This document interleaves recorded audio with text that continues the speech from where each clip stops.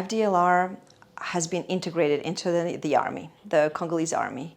Therefore, it requires a very minute work of demobilization, of course, screening.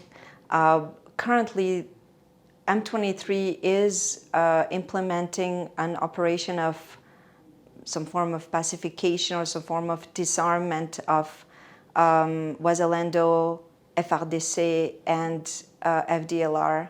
Although FRDC is the national army, they have been belligerent in this conflict. They have been working alongside FDLR and Wazalendo, and therefore it becomes important to disarm them. They have allowed all these weapons to be distributed to the people, the civilians. So we have so many weapons that are now available around Goma.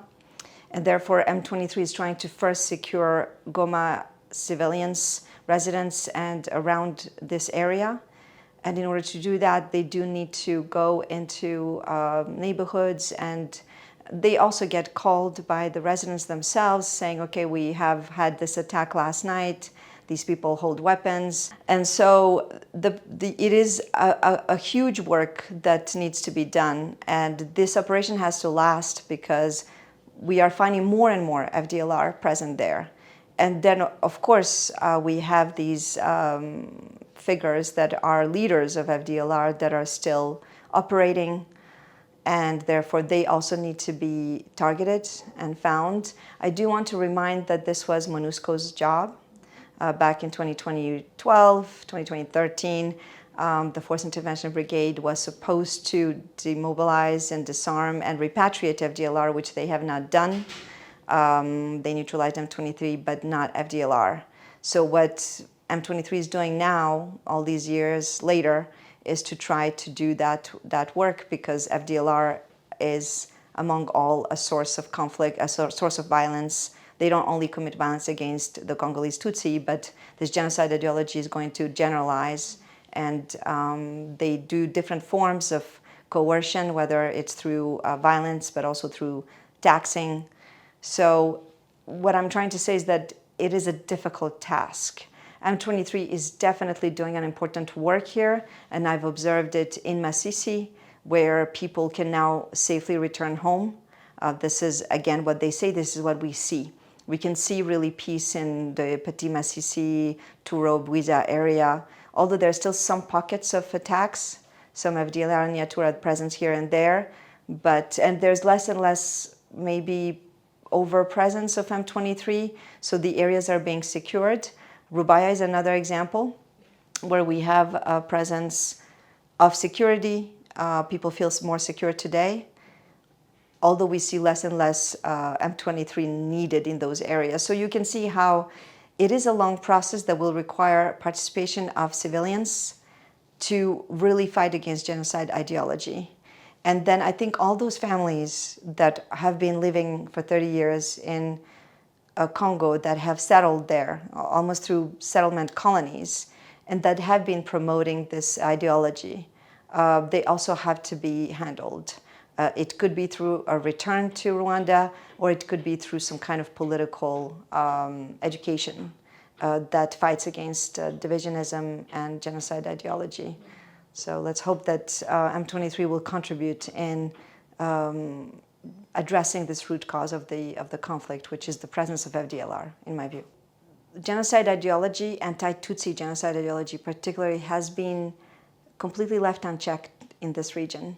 And it has merged into becoming normalized and accepted to the point where even cannibalism has become accepted, and where people consider the Tutsi as being foreigners, as outsiders, although they come from this area. So we have here, one level is a complete societal or paradigm shift in understanding what genocide ideology is and how we fight against it. Rwanda is an example of how this has been done in Rwanda. So while genocide ideology has been contained within the borders of Rwanda, it is still existing in Burundi and Congo that share the same colonial heritage as Rwanda, from Belgium as a colonizer.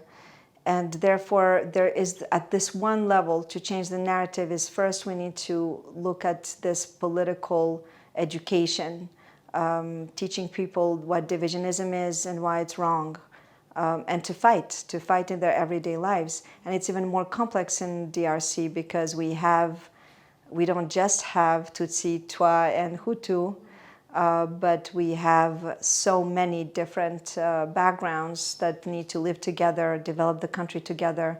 So it's extremely necessary to work on educating politically these societies, especially those that didn't achieve that yet. And then in terms of the narrative, because we have divisionism that is being exploited and manipulated by politics, by those who are in power, particularly in Kinshasa, using populism, but also we have people like Vitaquira and even Constant Mutamba, the Minister of Justice, who was himself saying we need to kill the traitors, we need to basically kill the Tutsi at the Munzenze prison in Goma. So we have political officials and political figures who have been using hate speech for their own political interests, and therefore in order for the narrative to also change, that's why I'm saying there needs to be a proper education against divisionism, call it hate speech, call it out, officially criminalize it. That's, I would say, at the Great Lakes level, because this has to happen everywhere, not just in Rwanda like it happened, but also in Burundi and in Congo. The other part is, I think, in terms of research and academia and the media, the media, particularly the French media, such as France 24, TV5 Monde, RFI, at some level also Jeune Afrique, tend to actually espouse this narrative that either they're in the newsroom and they're just collecting, repeating what the other said without any proper investigation, or they are forced to follow a certain discourse. This was the case of France 24, RFI.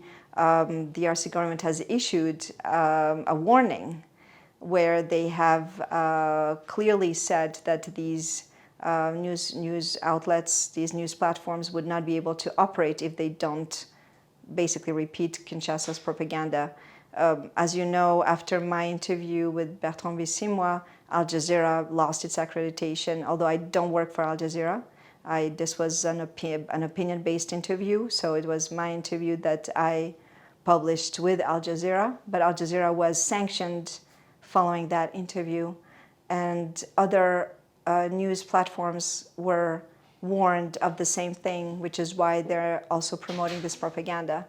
So it's a lot of things that need to be done. We need to refocus on research ethics and develop research centers, continue promoting ethical research on this region, and invite people to come and see and go on the ground so they can promote, I guess, truth rather than these narratives that are just fueling conflict in the region.